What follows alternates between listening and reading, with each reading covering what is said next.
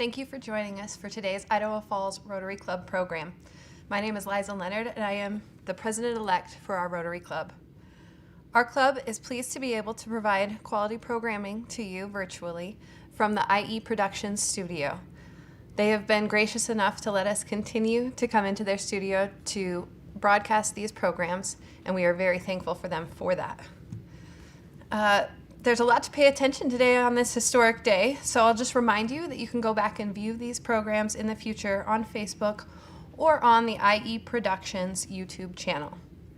For those of you joining us who are not Rotarians, we'd like to tell you a bit more about ourselves. Rotary Club is an international service organization with approximately 1.2 million members worldwide. Our motto is service above self. There are a number of regional Rotary clubs. As for the Idaho Falls Rotary Club, we have been around since 1918. We serve our community through a number of different projects, both locally and worldwide. And we are probably best known for the Great Snake River Greenbelt Duck Race. We're always accepting new members, and we would love to have you learn more about our club. Please feel free to reach out to us via our Facebook page or by visiting our website, ifrotary.org. To address just some club business with our members this week, I'd like to remind you all to pay attention to the emails that we're sending out. We do have a new program that we're using for that through Club Runner, through Rotary International. If you are not getting those emails, please reach out to a board member or go to our website to contact us, ifrotary.org. The website is also new. We hope you have had a chance to go in, log in, and access your member information. Again, if you need help with that, please contact a board member. We have some exciting events coming up, including a virtual cooking class. This is the second in our series that is conducted with Diabla's Kitchen, this time with a German cuisine focus. That event is tomorrow evening. Please go to the website to sign up. You can register there. And it should be an exciting time again with Diabla's Kitchen. We'll join each other virtually and participate in that cooking class together. And one more reminder about our club elections that are ongoing.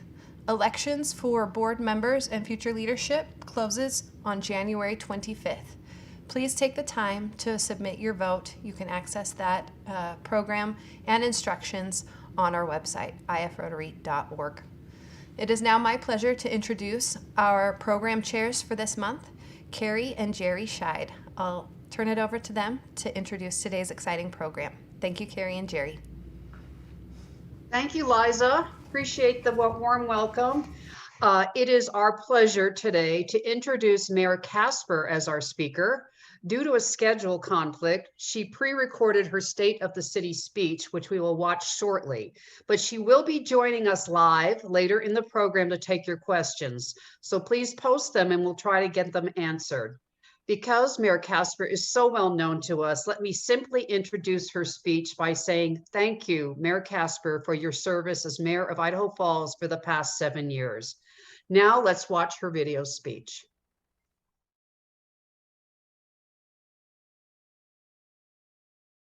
Hello. It is a privilege to stand before you, my fellow Rotarians, to deliver a short report, well, actually, not so short report on the state of our great city. This is, in fact, the annual address that I gave before the Idaho Falls City Council last week, and I usually do that at the first council meeting of the year. And what a year it is to report on. A speech that reflects on a year like the one we just had probably should begin with that familiar line from Dickens. It was the best of times, it was the worst of times. And I mean, how else can one begin to tell the story of 2020? Anyway, I'm going to try. So first, I think we must respectfully observe that in this great and terrible pandemic year, 116 residents of Bonneville County passed away due to complications brought on by COVID-19. Doubtless, a majority of those residents lived in Idaho Falls because this disease thrives in the places where people congregate. We all have heard of, or perhaps even experienced, those agonizingly difficult moments when family members were not able to be near loved ones as they drew their last breaths. For those who have endured this kind of agony and other heart-wrenching moments due to the pandemic, we are so very sorry. This has in many ways deepened our appreciation for the fragility of life and the preciousness of our time together. I next wish to express gratitude for the men and women who've been our navigators for the past several months. I'm speaking of the doctors, the nurses, the lab techs, the aides, the physician's assistants, the epidemiologists, public health officials, EMS personnel, and other healthcare workers, as well as the dispatchers who make some of that possible. They've worked long and hard to be there on call 24/7 for every single one of us whenever we needed them in 2020. This was their year, and they shined in the midst of fatigue and exhaustion. We will always be grateful to have experienced that kind of dedication coming from them. Having witnessed this, I think, is an excellent takeaway for all of us from 2020, to know that there are still heroes serving among us. I also want to recognize city employees. Idaho Falls has roughly 680 full-time employees or their equivalents, and because many of the services we provide to this community are needed for everyday living, nearly all of those 680 have been deemed essential. I'm referring to things like electricity, clean water, wastewater services, law enforcement, fire protection, ambulance services, fiber optics, sanitation, and so on. Throughout 2020, essential city employees have worked non-stop and even extra hours to keep everything else rolling along. I'm really proud to be associated with them. Well, while some city departments were working straight through the shutdown without missing a beat, others were significantly impacted. One thing is for sure, every single department director has developed mad, crazy COVID management skills. I'd like next for you to hear from city directors themselves as they relay both the challenges and the highlights of the past year in a brief video. I think you'll notice a theme in their remarks, which is that through it all, these city administrators have been able to move the community forward despite the obvious challenges, and it wasn't as easy as they make it seem.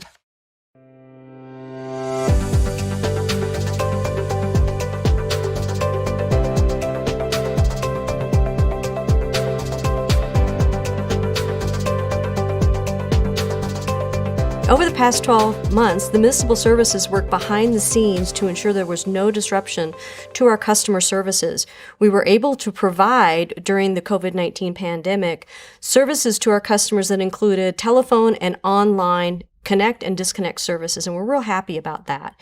So with the assistance of our building maintenance team, we were able to be one of the first city buildings open to provide direct customer services to our residents through the installation of COVID-19 safety protocol measures. We continue to implement efficiencies with the outsourcing of our utility bills, remote services for our employees, and leveraging technology for the implementation of a new timekeeping system and building access. And finally, we were able to secure a very favorable credit rating for the city that allowed us to develop a team to develop a finance package for funding the city's first police facility.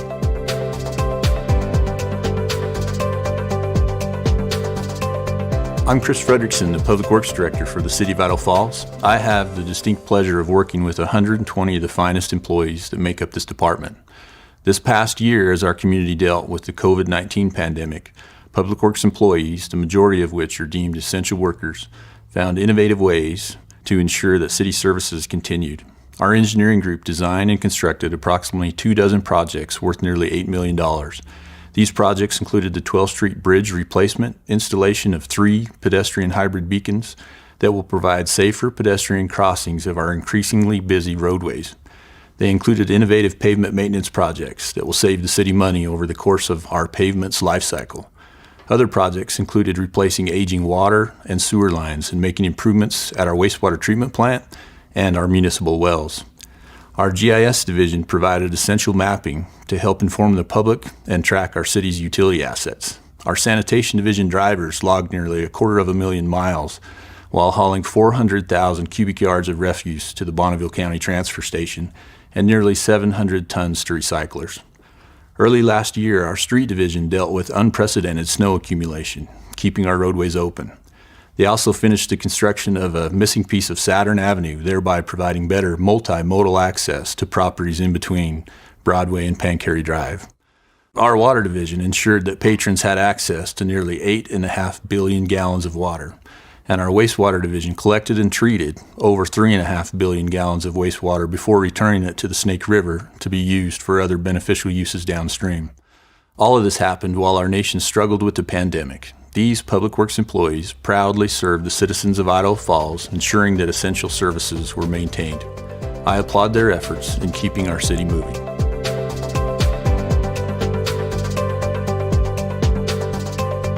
This year, the city attorney's office was involved in some things that were a little bit different. We worked on COVID because there were ever-changing regulations and reactions to that affected people in the city, affected the way we do public meetings and access to public records and public meetings, and to the elected officials. So that was an interesting thing for us and a challenge for an attorney, and interesting for the way things were done by the government. In addition, we worked on the financing for the Law Enforcement Center and put together a certificates of participation package that was successful, that will allow us to have a police department after many years that's unified and consolidated. We also worked on prosecution services, which changed because access to the courts and the way we did our pretrial hearings was not the same as it normally has been. There's some delay in some of our litigation. We were able to participate in the purchase of an extension of property north of our airport, which supports our regional airport efforts. And also, there is a really wide range of legal issues that we get to be interested in and involved in, and we try to give as good legal advice as we possibly can so that the citizens are protected in their rights and the government functions in a way that's predictable.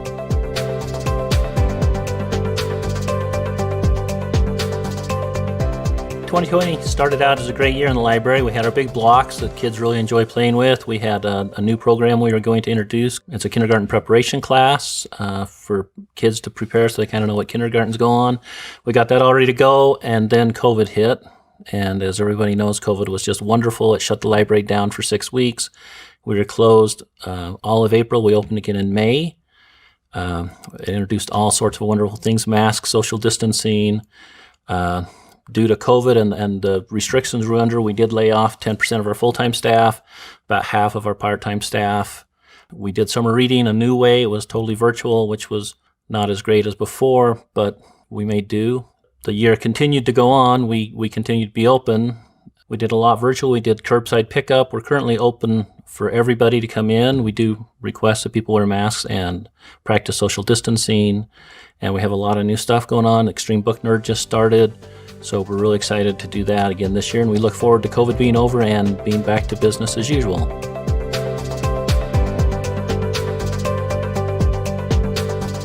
All right, so 2020 was a really unique year for the Idaho Falls Police Department. You know, everyone had a different experience through 2020. When the pandemic hit, we couldn't shut down. So we were a full-service police department throughout the entire year, including when we had almost a third of our staff quarantined because they had been exposed to the virus. So that was something that was really unique. Another thing about 2020, you saw a large national conversation on policing. We saw riots around the country, reform-minded people all over the country. And we spent a long time this year talking with all sorts of community groups and talking to people that care about policing and why policing is important. And there were a lot of things ideas that people brought up. Most of those ideas the police department already implemented years before, but it was a good conversation. One of the things that was really neat about Idaho Falls is during this big national conversation, the Idaho Falls police officers couldn't go to lunch, couldn't go to a store to get a soda or get a drink without a good citizen of Idaho Falls wanting to pay for their soda or pay for their lunch. That was happening every day. They couldn't go more than just a few hours without someone stopping them to say, thank you for what you do. One of the challenges we're looking at this year and going into the future is recruiting. We continue to have a real difficult time to find people that want to go into law enforcement. We have a real difficult time filling all of our vacancies, and so that's one of our great challenges, and we'll be working on that diligently in this next year. And one of our great successes this year is that the City Council approved the funding for our new police facility, and so that's being developed and planned through an architect. It's been 3 decades that people have been talking about, looking at, trying to get this thing done. So after 3 decades of work, it's really excited that that got done this year. And so a difficult year for the police department, a challenging year for the police department, a great year for the police department. We look forward to the future.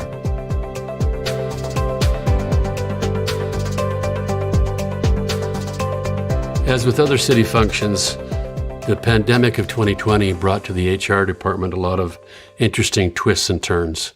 Fortunately, with a professional and innovative staff, we were able to get through that successfully.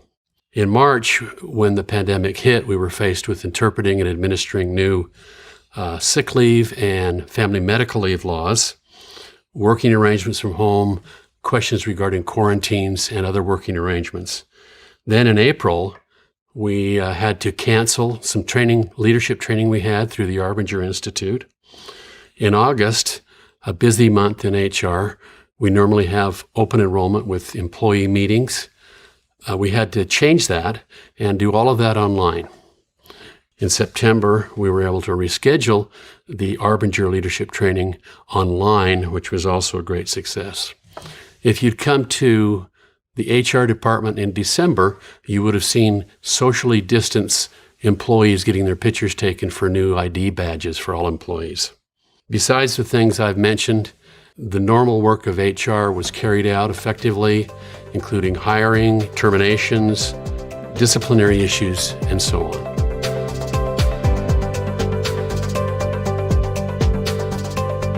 At Idaho Falls Power and Idaho Falls Fiber, 2020 was certainly a busy year. We focused a lot on improving our infrastructure, both existing infrastructure, replacing aging infrastructure, and looking at our growth for in the future, especially on the Idaho Falls Fiber side. But first, with Idaho Falls Power, we built extensive infrastructure over in the Snake River Landing area, which will allow us to move forward with a connection of event center that's coming in, along with the hotels and other businesses that are growing out in that area. So we're excited to be staged up, ready for the future out there. And then also, a lot of the summer is really focused on building out the fiber optic network. But the key thing that we did with the fiber optic network build was also taking advantage to replace aging electric infrastructure. So we replaced over 20,000 feet of direct bury electric infrastructure. And these were areas where people were experiencing reliability issues. It was 40-year-old conductor. So we put conduit in the ground for electric and then also for fiber. So now those areas of town are enjoying being able to get connected to our fiber optic network. We also put in the ground 80,000 feet of conduit for the future to replace aging electrical once some of that other direct bury continues to go out. So, pivoting back to the fiber optic network, which continued to grow over the summer, we built 90 miles, yes, 90 miles of fiber optic cable this year. And with that, we also installed and built 12 fiber optic huts that will deliver the high-speed broadband to the various areas of the city. So continuing to grow.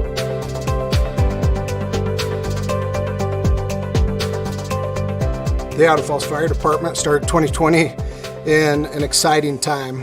We were excited as I was coming into my first year as being chief. And March happened, and we all faced COVID. And in March, that changed the world of firefighting.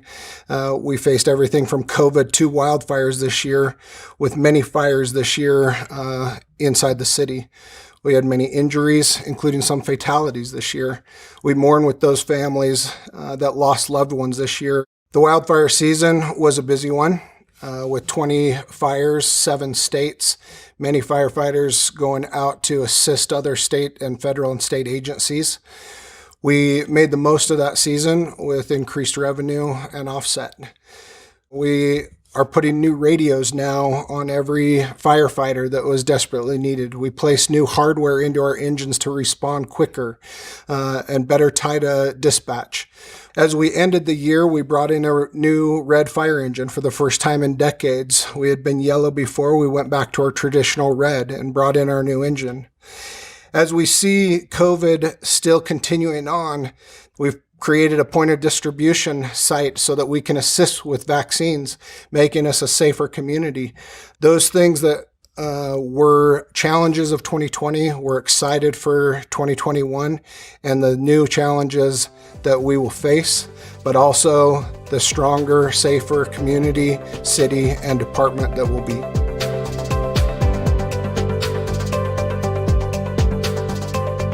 So for community development services, I think like a lot of departments, a lot of businesses, there was just so much unexpected and wondering what the world was going to be like when COVID-19 hit.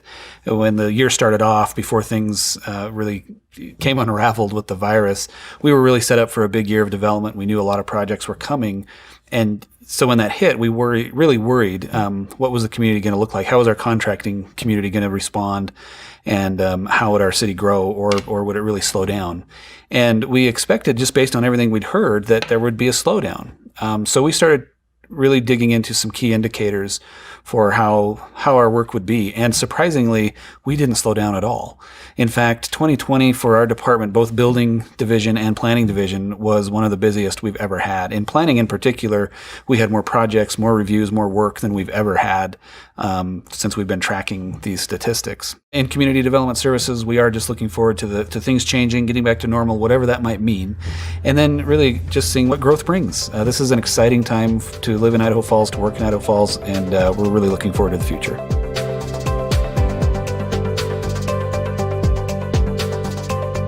It's been a challenging year at the airport this year, as it has for all aviation organizations.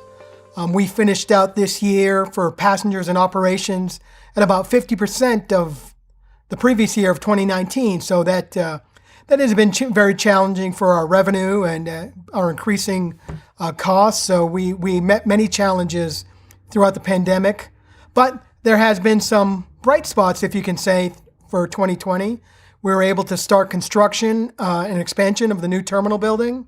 Once that's complete, we'll have double the size of our gates, going from 3 gates to 6, increase the size of the terminal holding spaces, and also increase the size and the efficiency of the TSA security screening areas. So it'll be very nice in the future. We're hoping as the project is complete, we'll plan on completing this project this summer. And at the same time, we're hoping that the pandemic and the economy will start recovering, and we'll be in a really good position to start attracting more airlines and a lot more service to serve the citizens of the region.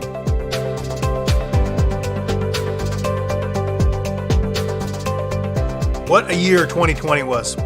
From the great things that the Parks and Recreation Department did in our community to the trying times with the global pandemic, 2020 presented a myriad of challenges and opportunities for us in the Parks and Recreation Department.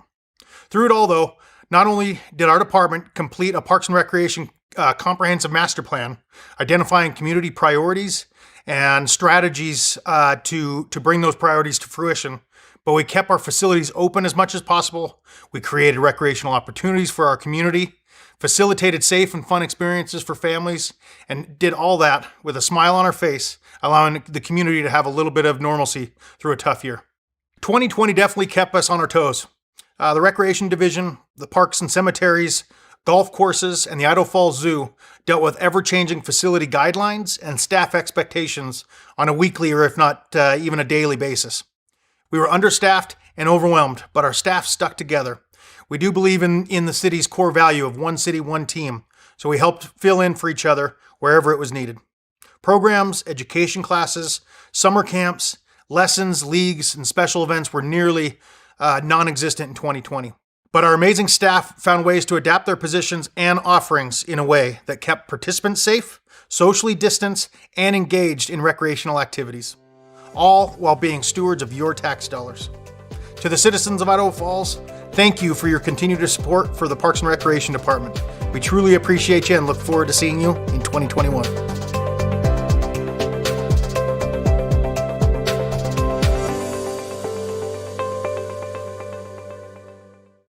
Of course, I need to thank IE Productions for that quality video, and I want to thank the directors too. I am so proud to serve right alongside all of them. So looking ahead, what does the future hold for Idaho Falls? Well, it's different for each and every department. For Parks and Recreation, 2021 means pandemic safety protocols like masking and social distancing will continue to impact some of our department programming. Last year, though, Idaho Falls golf courses were among the first in the state to reopen. We led the way across the state for developing pandemic-friendly golf course guidelines. I remember distinctly seeing our guidelines and knowing that our golf courses had opened, and then about a week and a half later, I got an email from a national Parks and Recreation site or organization laying out their guidelines, and they were just like the ones we developed. We led. But anyway, I feel confident that 2021 will provide another excellent golf season. The Idaho Falls Zoo at Topfus Park also developed safe visiting protocols last year to allow our guests to enjoy being outdoors. So you should be sure to include that in your summer programming because it'll be safe again this summer. 2021 will bring the long-awaited splash pad to Reinhardt Park this summer, and my hope is that after it's opened or after it's completed, we'll be able to open it and enjoy it.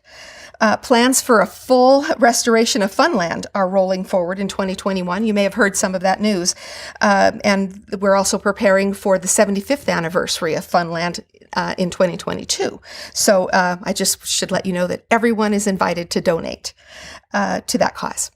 Our Riverwalk and other biking and walking trails receive steady use year-round, and in 2021, we expect to expand that by constructing additional trails along canal pathways in the heart of our city.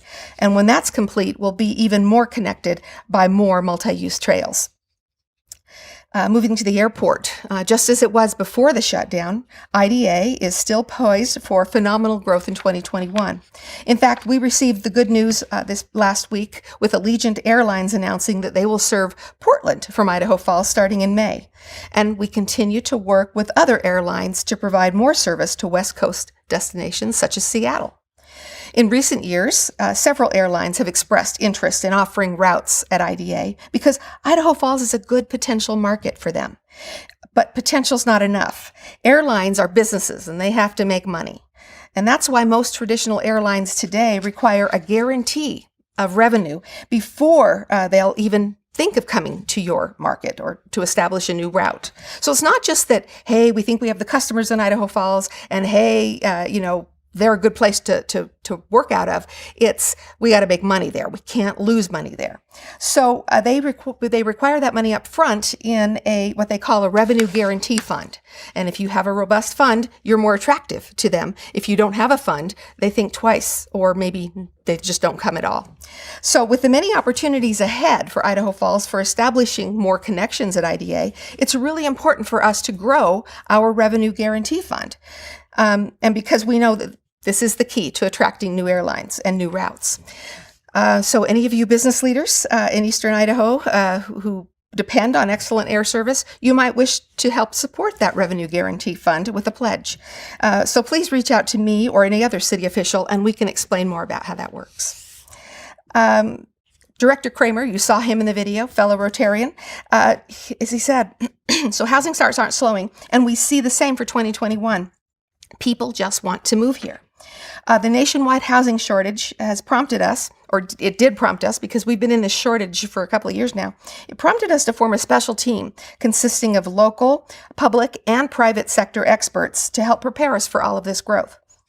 The group is called Idaho, and it's working with partners to meet the housing choice and affordability needs of all who want to relocate to Idaho Falls. But we care more about just building new homes. We also care about building a strong community with really good, strong neighborhoods.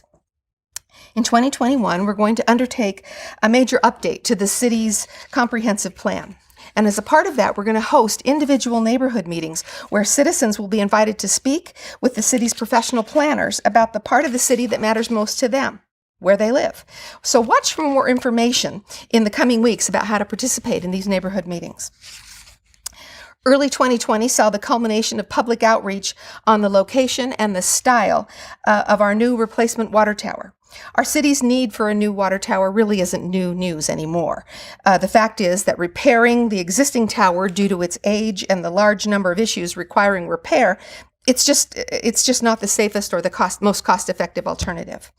And for the money, it wouldn't result in enough capacity to serve the city's needs in the future. Throughout 2021, we're going to be doing the background work necessary to begin construction of the new tower in the spring of 2022. It takes, for a project like this, about a year to get the right of way, to get, the design work done, the parts ordered, and all of that. So anyway, the new tower will meet essential safety guidelines. It'll double the holding capacity, and it'll serve as the background of the city's water system for many decades to come. I imagine you'll agree with me, but one of the lasting lessons of 2020 is that having high-speed connectivity for all residents is now a need, not a want. Gone are the days when fiber optic, internet at your home was a luxury. Our fiber optic build out in the city of Idaho Falls is moving across the city at a much faster rate than we had initially predicted. Some areas of town are just much easier to hook up than we planned for. The overhead, if you're served by overhead power lines, you are probably either half fiber in your neighborhood, or it will soon come to you, within the next year. The parts of town with underground wires or electric service, those are going to require a little more construction to install. Those construction seasons, are only in the months when we don't have snow or frozen earth. So anyway, coming soon or maybe already there near you. And we're very proud of Idaho Falls Fiber. When it comes to both the connectivity of fiber or the connectivity that electricity provides for us, reliability is what is key. Idaho Falls Power, along those lines, I will tell you, has an industry-leading reliability rating. And as our utility continues to grow, as our city grows, maintaining our reliability requires redundancy, and that in turn requires continued investment. So in 2021, we're going to begin construction on a new substation north of town, along with 18 miles of high-voltage power lines to connect it to our grid. For public safety, 2021 will be a year when both the police and the fire departments can focus on internal improvement. Our police will be working on design and other preparations for the new law enforcement complex. I'm sure you heard some of the great news associated with that fantastic 1.89% interest rate we got on that building. So all of the design work and preparation for that and preparation of perhaps some of the land and will all take place in 2021. And then in 2022, we hope to break ground. The department will also continue to review internal police department policies to ensure that each of them aligns with national best practice standards. That's really important to city leaders, and it's very important to members of our police department. In the fire department, 2021 is the year when we will purchase a new ladder truck for the fire department. This apparatus is really crucial for not just firefighting, but also rescues in taller buildings. And finally, the Idaho Falls Fire Department is serving as a COVID-19 vaccination point for our community. Right now, their primary emphasis is on vaccinating first responders from throughout eastern Idaho. That will be followed by vaccinating essential city employees and then possibly others. Even in a pandemic year, Idaho Falls is a community ascending, or at least that's how I like to think of it. But we all know our future isn't just about what city departments are doing. We have so much else going on. In fact, city departments are supposed to be behind the scenes, helping everything else to flourish. Well, Idaho Falls, we know, has a dynamic business community, and we have some pretty strong industries in our midst. Businesses like Idahoan develop innovative Idaho products, potato products, and then they deliver them to those products to places all over the world. Kyani, which we've heard about here in Rotary, has developed remarkable nutritional products containing Idaho-based products, and they also have global distribution. You'll recall that 2019 brought significant growth in our healthcare sector, and that was just in time to assist with the pandemic. The entire region, just think about it, would be in a much different and much worse situation if Idaho Falls Community Hospital had not opened, excuse me, and if ERMAC had not remodeled. I'm so thankful for both of those things having happened in time to serve the medical needs of this region. Costco opened its doors in August of 2020, less than 6 months ago. I was told recently that this location has been one of the most highly profitable stores in their chain since they opened. And it's important for us to realize that excellent retail opportunities like this one are a result of the growth in in other sectors. The kind of growth that results in a Costco is the kind of growth that produces jobs that pay people well enough that they have disposable income. That's the kind of job that we're aiming to produce here in town. And as you know, we're also really, really fortunate that the federal programs out on the Idaho site provide these kinds of jobs. The Naval Reactors Facility, Idaho National Laboratory, and the Idaho Cleanup Project are each in growth and development phases right now. When the new Congress gets underway this year, we expect it will give attention to environment and energy issues. This decade, then, is the time when many previous decades of excellent science and top-notch engineering by first-rate contractors working for the Nuclear Navy and DOE will bring great rewards home to Idaho in the form of advanced nuclear demonstration projects. It's important to remember when this sector is doing, or what this sector is doing to the world we live in. The nuclear energy sector plays a significant role in giving us a non-carbon emitting energy future. We used to say carbon-free, but nothing's carbon-free. Everything requires, at least somebody to drive using gasoline to the place or whatever. Nothing's carbon-free, but we do say that the energy source is non-carbon emitting. And so that's the new phrase for nuclear. Anyway, because of that, INL is going to be the source of lots of exciting news over the next several years as non-carbon emitting energy becomes more and more important. I believe President-elect, or maybe by the time I should be saying President Biden, I believe he's going to, one of the things he wants to do is get us back in with the Paris Accords on climate. And if that happens, then climate change and carbon, those conversations surrounding carbon are going to be more important. And that makes our laboratories work more important. So we can expect announcements for demonstration projects and other first-in-kind advanced nuclear projects, such as the Virtual Test Reactor, or VTR, that was recently announced, and the Small Modular Reactor that we've all heard so much about. We can expect more of those because we're more relevant. Throughout 2021, the Idaho Cleanup Project will continue to deliver on its commitment to get waste out of Idaho and remediate the affected sites. This includes the planned startup of the Integrated Waste Treatment Unit, or IWTU, you may have heard of. And that's itself was a first-of-a-kind facility to process legacy liquid waste that was produced during the Cold War in other states and then brought to Idaho and stored. And it's been stored here for far too long. It's time to get that rolling.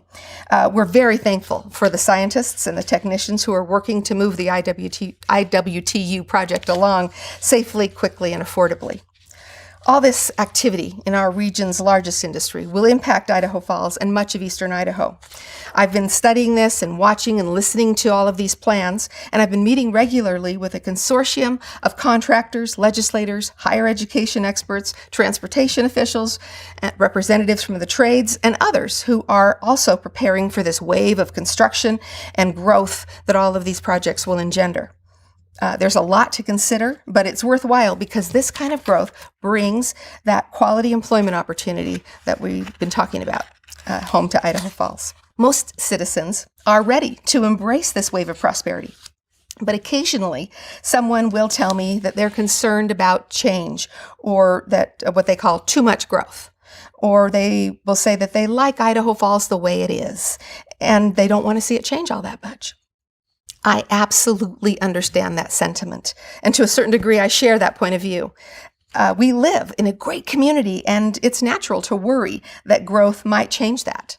But the historical reality is that Idaho Falls has always been changing. The historical data on this slide show the growth in our city's population over the past 100 years. The number for 2020 you see on there is an estimate. I expect it to be greater when we actually see what census numbers come in. These data show us that growth and change are actually really normal for Idaho Falls. But I want you to just for a second take a look at the amount of change between 1950 and 1960. Is that policy that made that change, or is that just an old-fashioned baby boom?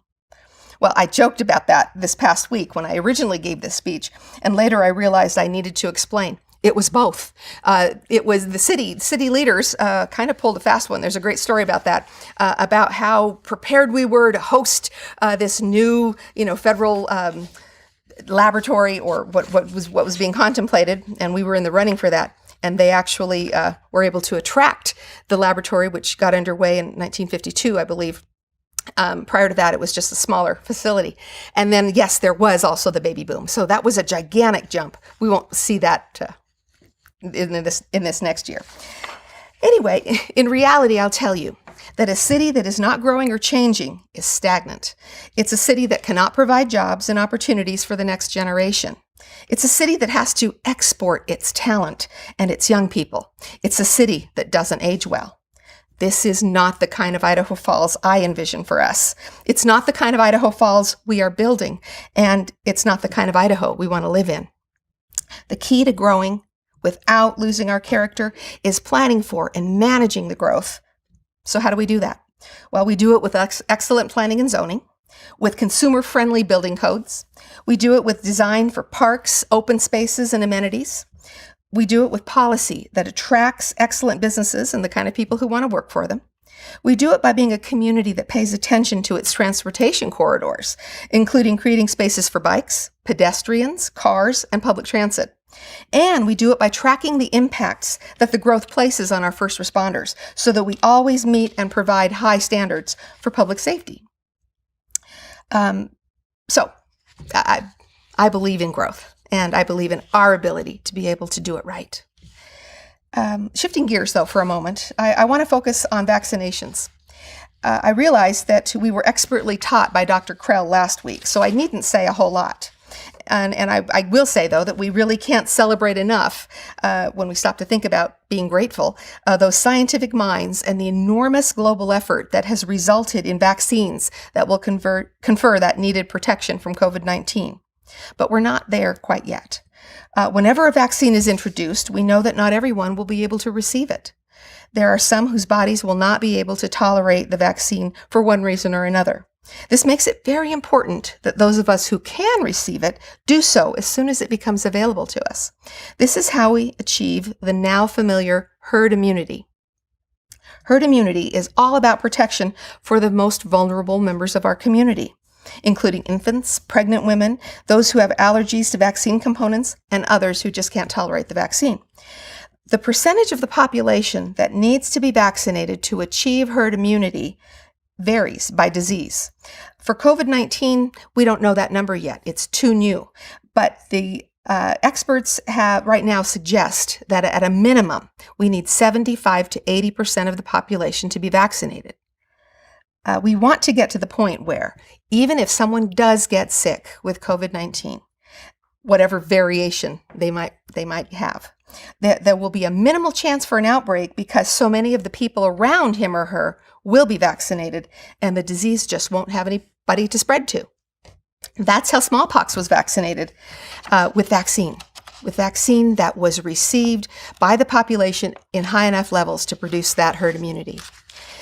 So it's going to take several months yet before we'll have enough vaccine available in eastern Idaho to achieve that high level of vaccination rate. That means that social distancing, masking, and limited interactions will still be needed for the next several months. It also means that we as Rotarians who understand herd immunity and how vaccines work and the importance of them have a role to play in helping others make the decision to become vaccinated. We're all about eradicating polio. I think it's not a stretch to say that Rotarians can be all about helping to eradicate COVID-19 as well. So that's a tall order, but we can do that. I want to express my gratitude along those same lines to those who are doing all they can to navigate this safely. I especially want to call out those who do it kindly. Now, perhaps more than ever, compassion and consideration may be the key to getting to the end of the pandemic safely. Well, I have just one final story to tell. We know social isolation is difficult. Friends and friendships play a huge role and a key role in social development, particularly for young people. We've talked a lot about mental health recently, and that's been a worry for me and probably every parent out there. Just Tuesday morning on National Public Radio, I heard a pretty heart-wrenching story about how some youth are struggling, who have special needs, who are struggling with the mental health piece of this and being distanced or too distanced from their care providers and their counselors and such. This is a real issue. Well, in an attempt to combat the isolation, to improve mental health, and to bring a little bit of joy during these difficult final innings of the pandemic, we've teamed up with some of the best in our community to provide 6 inspiring and family-friendly online productions for the entire community. This team of people that helped to bring this together, IE Productions, the Downtown Events Center, the Idaho Falls Arts Council. We've also been fortunate to have Idaho Falls Council Michelle Zeal-Dingman and her skill set as a part of our group. And we've got mental health expert Dr. Matt Larson as an advisor and commentator for the series. And a newcomer to our group has been Abram Hatch. He's a returning son who recently moved back to Idaho Falls, and he's bringing with him experience with the television and film industry. And so he's helping to ride herd on getting these productions out the door every week. But anyway, I want to introduce to you the Idaho Falls Family Happy Hour. This past Saturday, we launched a 6-week, the first of the 6 programs. The program format is an online variety show that will feature different entertainment each week. This includes an artist who has worked with Marvel Comics, we hope, a motivational speaker, a behind-the-scenes exploration video, a cooking show, and so on. Basically, they're just programs for all to enjoy. This past Saturday, we had a couple of comedians, and I know people laughed. I heard reports, people emailed me and told me it was funny. My own kids laughed. Children of all ages are going to enjoy these programs. But to a certain extent, we are targeting young people of high school age. And that's where Dr. Larson comes in. That demographic is his specialty. He will be offering expert advice in light doses to all of us on how we can prevent the negative effects of social isolation and help keep them from getting the better of us. And though we're all volunteering to organize and promote this program, we do have some expenses. To make these experiences possible without a charge, we're seeking area sponsors who share our desire to bring a little joy into the community and into people's homes. So let me know if that's something that you're interested in. Last week's inaugural program, as I mentioned, features the 2 comedians, and you can still watch it by going to the Idaho Falls Family Happy Hour Facebook page. And once there, you just scroll until you find the program, click on it, and you can watch it. It runs a little over an hour, but well worth the time if you just want to laugh. So we're still finalizing those details for later programs. So if you like the Facebook page, you'll be able to stay up to date. This Idaho Falls Family Happy Hour program, it embodies so much of what I love about our community. Idaho Falls is a place where creativity, service, and generosity come together, not just for this program, but often in many different ways. We in Idaho Falls are connected. We're connected physically with improved roads and trails. We're connected virtually with fiber optic lines and power lines and cell towers and the communication that they make possible. We're connected socially through service and the way we step up to volunteer and do what needs to be done. We are a city connected. That's why Idaho Falls is a great place to live. It's not just infrastructure and commerce that makes a city desirable or undesirable. It's mostly about our residents and the way they connect with each other. A city connected. With that as our measure, I can confidently say that Idaho Falls has what it takes to embrace its next season of growth. And this isn't just limited to my observation. Money Magazine recently named Idaho Falls as one of America's best places to live. And just 2 weeks ago, Heartland Forward, a think tank from the Midwest, they ranked the Idaho Falls metropolitan area as 17th out of the 379 metro areas of all sizes in the United States that they looked at. And the best I can tell from their data, we are in the top 5 of the metro areas in that 379 that are about our size. So we have what people want. We're definitely a community that has earned a reputation for being a great place to live and to work.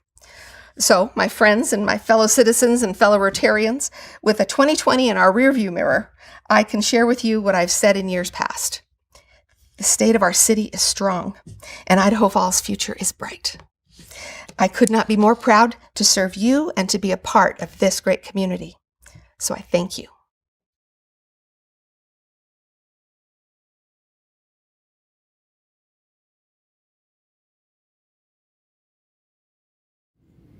Well, that was a great presentation, but even better, we have Mayor Casper back with us live for questions and answers. And so welcome, Mayor. And I'm going to start off with a question, and that is, Idaho Falls, as you pointed out, has been undergoing some stunning growth, but it comes with costs such as higher prices for homes and rents. And you mentioned you have a committee, Idaho Home, that is looking to come up with solutions. Are there any specific strategies that they are looking right now or you've looked at in other communities to help? We hear a lot of people worried they can't afford to buy a new home, particularly a starter home. Thank you for the question. And I can only give, I think, a kind of a general answer. For more specifics, we're going to have to go to Director Kramer or other members of the committee. But can I just go back to something else really fast before I go to your question? And that is, in my remarks, I mentioned the VTR, and I called it the virtual test reactor. It's the versatile test reactor. So anyway, I'm sorry for anybody who cringed when I said virtual. It is versatile. All right, going back then to your question. One of the interesting things it was in November that we had, meaning Dana Briggs and I, hosted someone who contacted us and wanted to visit. It was a gentleman who his business model is building affordable housing or housing for folks that are in that can't quite afford to buy but don't want to live in a project or something. They just want an apartment, right? And he came in and he said he's based in San Francisco. He came in and he said that he's been watching Idaho Falls for about 4 years and whatever indicators, and he wouldn't tell us what his indicators were. He said that was proprietary, but his indicators kind of had Idaho Falls slowly working its way up the list. We went from third to second to first. Anyway, he said that right now, in his estimation, we are the #1 tertiary market in the United States. And tertiary means what? I guess San Francisco and New York City are going to be in your primary market, and then the Salt Lakes and maybe Denver's would be in your secondary, and then we would come in with our smaller population at that tertiary. Anyway, he said that we were ripe for them coming in to build projects that were aimed at that affordable level. And so Director Kramer and the Idaho Home Group, along with our redevelopment agency, our urban renewal organization, are trying to identify places in our community where we've got the real estate, where we can help these developers come in and build those apartments that are needed or those townhomes that might be needed. And so we come in at that more affordable level. Since that gentleman came in, Dana Briggs at the city was contacted by 2 more developers from out of state, and that's unprecedented. We've never had one big developer, much less 3 in 1 month, come to us and say, okay, you guys are looking like a good market for us. So we are expecting to have some good interactions with those who can afford to and are interested in building homes, but housing, apartments and townhomes and that middle kind of housing that we don't have a lot of. And so anyway, that's a long-winded answer to only a small part of your question. Perhaps it would be a good idea to have that Idaho Home Group come in at some point and make a presentation to Rotary. Sounds like a great idea. All right, we'll change the subject a little. Costco was the big coup for the city this year. Everyone was very excited. I know Jerry and I go shopping there early during the senior hours right now. Are there any other big targets that the city is working on that you can talk about? There's one very large retailer, and there was one large shipping entity that was looking at us. And I think that neither one of those is progressing to the level where I'm in the loop. I know that at times others who are working on these things, get updates and such, but I don't have updates on anything. But just the fact that those 2 entities, again, that I probably shouldn't mention because I don't have because everybody gets picky about having their name thrown out if they've got plans. But just the fact that we were on their radar is another indication that our market is cooking right now, and people are looking at us. And whether those two come in or not is really not as much the point as we are being looked at. Even with the pandemic, our growth numbers are, as our governor has pointed out, Idaho's growth numbers and Idaho Falls growth numbers are still viable in using a pre-pandemic scale. And so it's kind of exciting to be in this particular position right now. Thank you for that. There's been a lot of talk in the Idaho legislature about bills to address tax relief. And since you're the mayor, what would you like to see regarding tax relief? Obviously, it's a question on everyone's mind. That is, I think, a huge question and a really big topic. I know I was just participating this morning with other city officials from across the state as we had an Association of Idaho Cities board meeting. And I think the sentiment in that meeting is probably indicative of how most cities feel, and that is that the property tax is that money that comes in that has no strings attached, and we're able to use it for fire, police. We use it in Idaho Falls. The next biggest user of that would be our Parks and Recreation, and then after that, everything from the city fleet and the engineers and GIS and mapping. All of those things also fit in there, along with our community planners, our building inspectors, management of the civic auditorium, which we don't call anymore the Civic Center for the performing arts, but a lot of the other things in the city that are important come out of that general fund, and the property tax feeds that.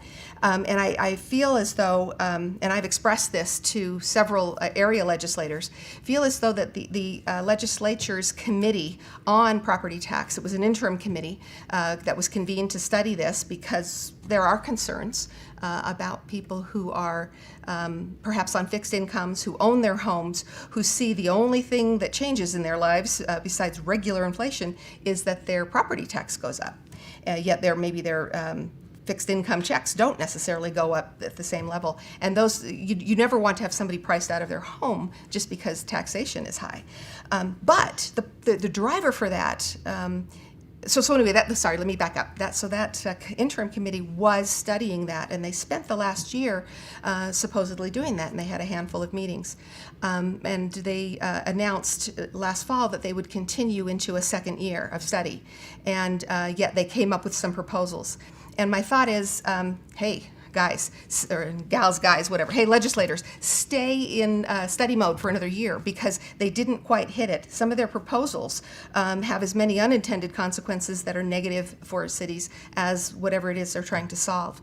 I also felt as though one of their proposals was maybe a bit disingenuous. If they're really worried about the folks who are getting priced out, there are mechanisms to help address that. We've got the circuit breaker, we've got the homeowner's exemption, and those tools that can be used to help exactly that population of people on fixed incomes who can't afford their property taxes going up so much each year.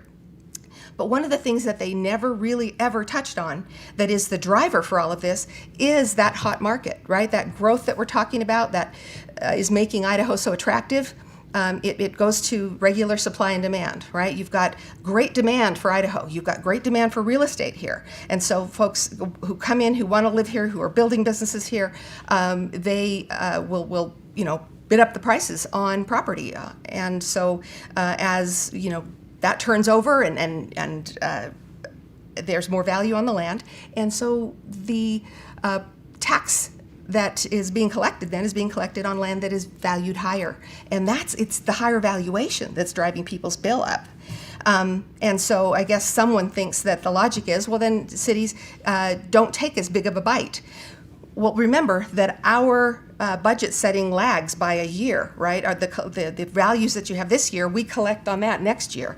And so you will see then cities, if they're seeing a huge windfall come in, then they can make it budget adjustments the following year. But people want that instant, kind of response and action. So I guess my point is that this is a very complicated thing, and the legislature's first cut at it is not quite as thoughtful and comprehensive as it needs to be, and so I'm glad they're going to study it for another year, and I'm hoping that the bills they put through this year don't go very far. Finally, I will say, Carrie, that I did throw out, as I mentioned, I spoke to area legislators, and I did say maybe the time has come for Idaho to stop relying on the property tax altogether.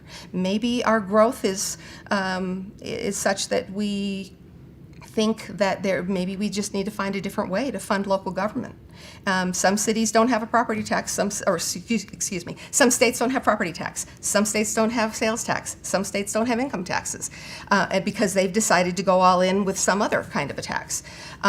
Property tax is probably the most progressive tax that we have. The more you own, the more you pay, and then we value property differently, whether it's commercial or agricultural or whatever. And so there's a lot of variation in there that may not be altogether all that fair.